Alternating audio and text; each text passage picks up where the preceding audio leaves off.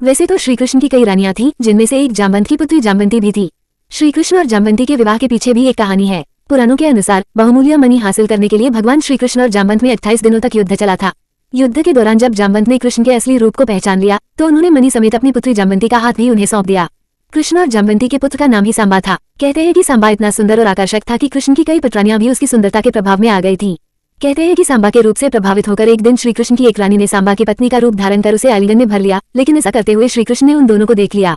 इसी बात से गुस्सा होकर श्री कृष्ण ने सांबा को कोढ़ी हो जाने का श्राप दे दिया। पुराणों के अनुसार महर्षि कटक ने सांबा को कोढ़ से मुक्ति का उपाय बताते हुए सूर्य देव की उपासना करने को कहा। उसके बाद सांबा ने चंद्रभागा नदी के किनारे मित्रवन में सूर्य देव का एक मंदिर बनवाया और 12 सालों तक सूर्य देव की कड़ी तपस्या की। कहते हैं कि सूर्य देव ने सांबा की तपस्या से प्रसन्न होकर उसे कोढ़ से मुक्ति पाने के लिए चंद्रभागा नदी में स्नान करने को कहा। आज भी चंद्रभागा नदी को कोढ़ ठीक करने वाली नदी के रूप में जाना जाता है। मान्यता है कि इस नदी में स्नान करने वाले व्यक्ति का कोढ़ जल्दी ठीक हो जाता है।